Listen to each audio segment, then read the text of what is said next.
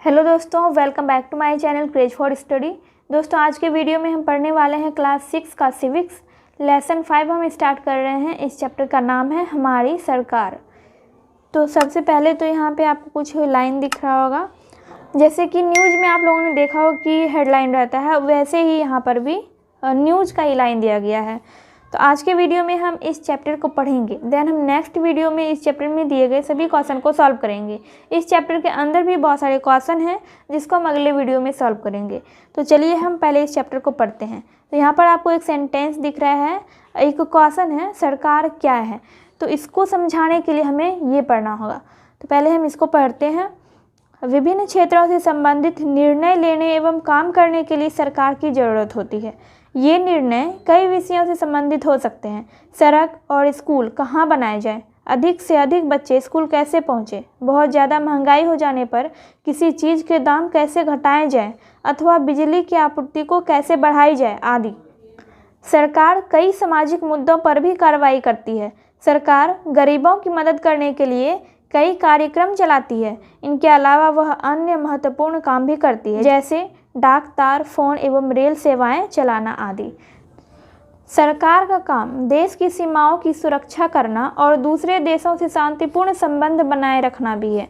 उसकी जिम्मेदारी यह सुनिश्चित करना है कि देश के सभी नागरिकों को पर्याप्त भोजन, शिक्षा और अच्छी सुविधाएं मिले। जब प्राकृतिक विपदा घेरती है, जैसे कि सूखा, बाढ़ या भूकंप, तो मुख्य रूप से सरकार ही पीड़ित लोगों की सहायता करती है। आखिर सरकार इतना सब कुछ कैसे कर पाती है और सरकार के लिए इन कामों को करना क्यों ज़रूरी है?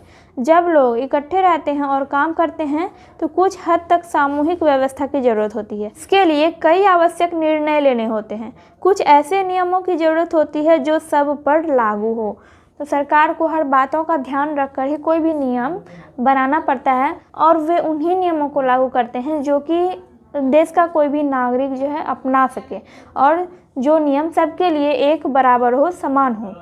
लोगों के लिए सरकार कई तरह से काम करती है। वह नियम बनाती है, निर्णय लेती है और अपनी सीमा में रहने वाले लोगों पर उन्हें लागू करती है। नियम या कानून बनाने का काम व्यवस्थापिका करती है। सरकार के 3 अंग होते हैं, व्यवस्थापिका, कार्यपालिका और न्यायपालिका। तो नियम या कानून बनाने का काम व्यवस्थापिका करती है। बनाए गए नियम एवं लिए गए निर्णयों को सब पर लागू करने का काम कार्यपालिका करती है। तो एक अंग तो ये हो गया सरकार का, व्यवस्थापिका, और एक कार्यपालिका। व्यवस्थापिका एवं कार्यपालिका सरकार के अंग हैं, ठीक है। व्यवस्थापिका एवं कार्यपालिका सरकार के अंग हैं। अगर कहीं विवाद होता है या कोई अपराध करता है तो समाधान के लिए लोग न्यायालय जाते हैं। न्यायालय भी सरकार का ही अंग है। न्यायालय सरकार का ही अंग है। अब इस चित्र को ध्यान से देखिए। सरकार के स्तर के बारे में इस चित्र द्वारा दिखाया गया है। केंद्र सरकार, भारत की जो सरकार होती है वो केंद्र सरकार कहलाते हैं, जैसे कि प्रधानमंत्री है। और राज्य सरकार, बिहार की सरकार, मतलब बिहार की सरकार कौन है? मुख्यमंत्री यानी नीतीश कुमार है, तो वो राज्य सरकार है। पटना के जो सरकार है वो स्थानीय सरकार होते हैं। राज्य स्तर से तात्पर्य पूरे प्रदेश से है। जैसे अपने बिहार राज्य में सरकार पूरे बिहार के लोगों के लिए काम करती है, ठीक उसी प्रकार झारखंड, उत्तर प्रदेश तथा अन्य राज्यों की सरकार अपने प्रदेश के निवासियों के लिए कार्य करती है। सभी राज्यों में मुख्यमंत्री होते हैं। सभी राज्यों के मुख्यमंत्री अलग अलग होते हैं और सभी राज्यों के मुख्यमंत्री अपने ढंग से अपने राज्य के लिए काम करते हैं। केंद्र सरकार देश के सभी राज्यों के विकास के लिए कार्य करती है। केंद्र सरकार, जैसे कि प्रधानमंत्री है, वो देश के सभी राज्यों के लिए कार्य करते हैं। अब यहाँ पे केंद्र शासित प्रदेश देखिए। तो केंद्र शासित प्रदेश कितने हैं? केंद्र शासित प्रदेश 7 हैं, पर यहाँ पे 7 केंद्र शासित प्रदेशों के नाम नहीं दिए गए हैं। कुछ प्रदेशों पर केंद्र का सीधा शासन एवं नियंत्रण होता है। ये प्रदेश केंद्र शासित प्रदेश कहलाते हैं, जैसे कि चंडीगढ़, अंडमान निकोबार द्वीप समूह आदि। तो जितने भी केंद्र शासित प्रदेश हैं उस पर केंद्र का सीधा शासन और नियंत्रण होता है। मतलब कि जैसे कि हमारे राज्य में मुख्यमंत्री होते हैं, वैसे वहाँ पर मुख्यमंत्री नहीं होते हैं। वहाँ पे केंद्र शासित प्रदेश में प्रधानमंत्री का ही शासन होता है, यानी केंद्र सरकार का ही शासन होता है। वहाँ पे स्थानीय सरकार या फिर राज्य सरकार नहीं होते हैं। अब इस तालिका को देखिए। तालिका में दिए गए कथनों को देखें। क्या आप पहचान सकते हैं कि वे सरकार के किस स्तर से संबंधित है? उनके आगे निशान लगाइए। बिहार सरकार का सभी लड़कियों को मुफ्त पोशाक देने का निर्णय, तो ये राज्य सरकार से संबंधित है। पश्चिम बंगाल की सरकार का बिहार से पटसन खरीदने का निर्णय, तो ये भी राज्य सरकार से संबंधित है। गांव के एक सार्वजनिक कुएं के स्थान को चुनने का निर्णय, तो ये स्थानीय सरकार से संबंधित है। फारबिसगंज तथा जम्मू के बीच में नई रेल सेवाएं शुरू करने का निर्णय, तो ये केंद्र सरकार से संबंधित है। पटना के बच्चों के लिए बड़ा सा पार्क बनाने का निर्णय, तो ये स्थानीय सरकार से संबंधित है। बाढ़ के मुद्दे पर नेपाल से वार्ता के निर्णय, तो ये वाला है केंद्र सरकार से संबंधित। 1000 रुपये का नोट शुरू करने का निर्णय, तो ये भी केंद्र सरकार से ही संबंधित है। आई होप आपको थोड़ा बहुत अंतर पता चल गया होगा केंद्र सरकार, राज्य सरकार और स्थानीय सरकार के बीच। अब हम आगे बढ़ते हैं। अपने मतदान के दिन वोट देने के लिए लोगों को पंक्तिबद्ध देखा होगा। लोग सरकार चुनने के लिए मतदान करते हैं। ऐसी सरकार को लोकतांत्रिक सरकार कहते हैं। यह सरकार निर्धारित समय के लिए चुनी जाती है। यह आवश्यक नहीं है कि हर बार एक ही दल की सरकार चुनी जाए। इसी प्रकार सत्ता की शक्ति हमेशा जनता के हाथ में रहती है। लेकिन इससे अलग भी एक और सरकार होती है जिसे राजतंत्र कहते हैं। राजतंत्र में सत्ता की सारी शक्ति राजा में निहित होती है। लोकतंत्र में जनता अपनी इच्छा से मताधिकार का प्रयोग कर सरकार को चुनती है और उससे अपने किए गए कार्यों पर सफाई देनी होती है। जबकि राजतंत्र में राजा अपने वंश परंपरा से आते हैं।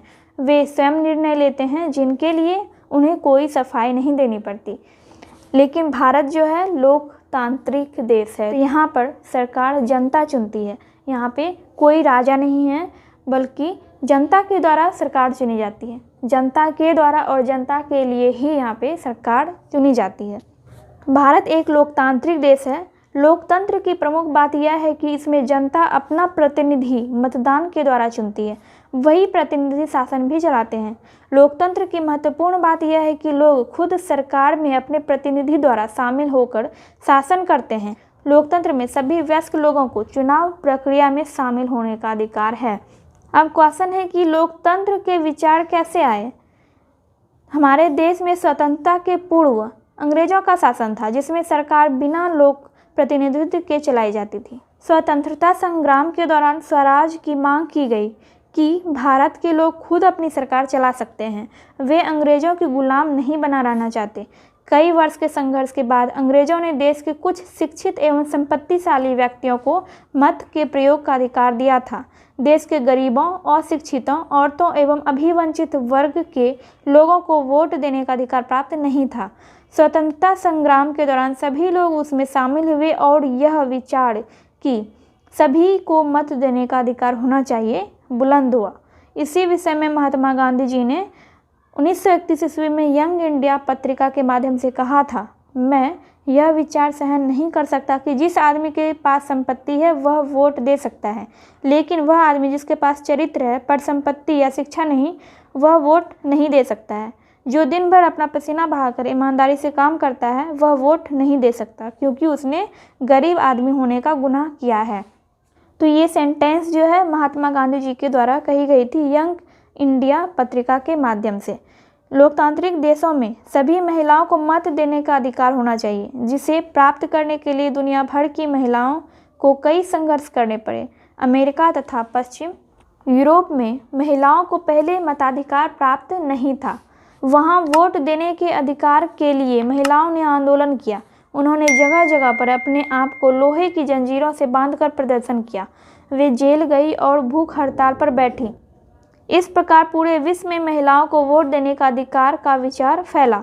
1902 ईस्वी में ऑस्ट्रेलिया, 1920 ईस्वी में अमेरिका, 1928 ईस्वी में इंग्लैंड और उसके बाद फ्रांस, भारत, इटली, जापान आदि देशों में महिलाओं को वोट देने का अधिकार प्राप्त हुआ।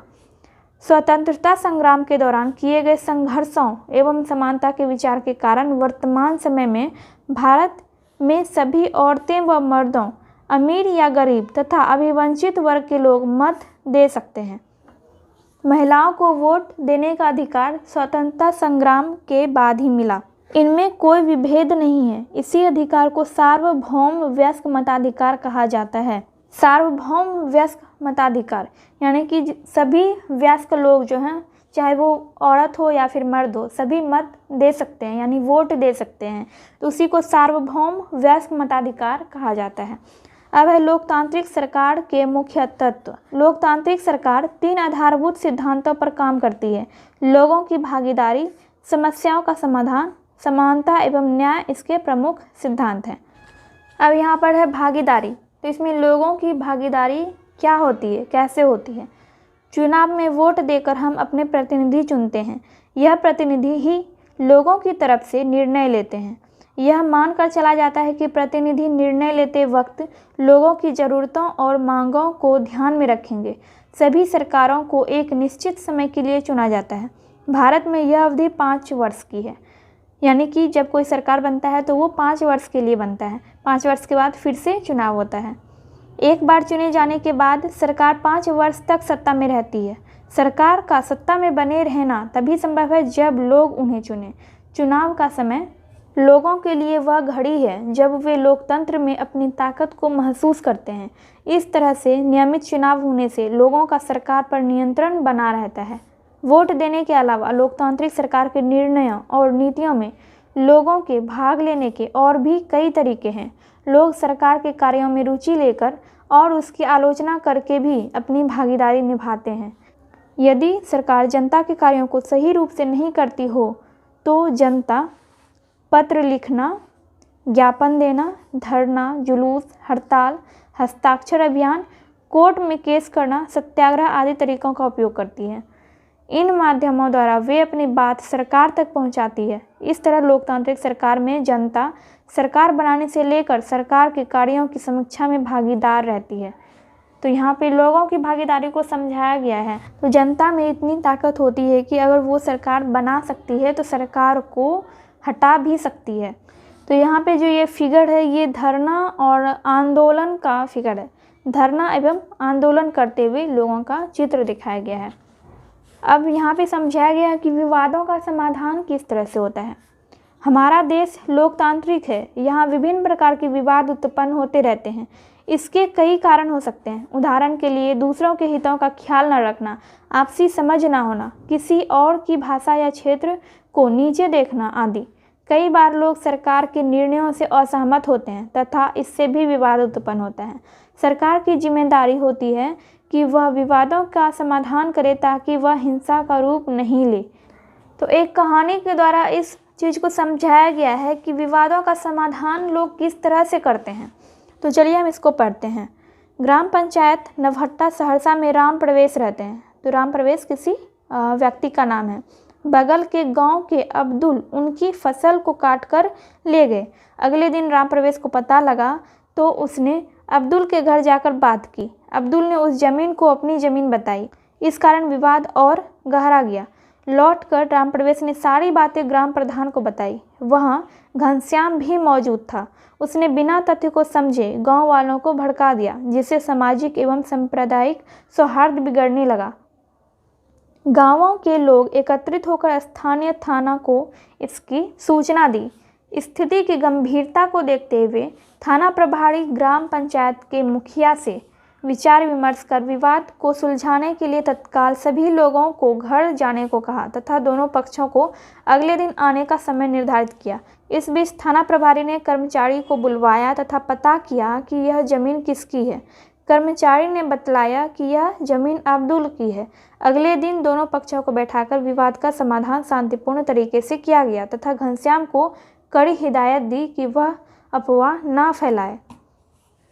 तो इसी तरह कई स्तरों पर विवाद होता है। ग्रामीण या राष्ट्रीय कृष्णा कावेरी नदी विवाद, 2 राज्यों तमिलनाडु और कर्नाटक के बीच सतलुज नदी विवाद, हरियाणा और पंजाब के बीच किसानों की उपजाऊ भूमि सरकार द्वारा लेकर उद्योग स्थापित करने के कारण उत्पन्न विवाद, बिहारी छात्रों एवं लोगों के साथ अन्य प्रांतों में हुए गलत व्यवहार से उत्पन्न विवाद। तो ये जो हमने अभी कहानी पढ़ी इसमें भी विवाद था, लेकिन ये विवाद ग्रामीण स्तर पर था और इसे ग्रामीण स्तर पर ही सुलझाया गया।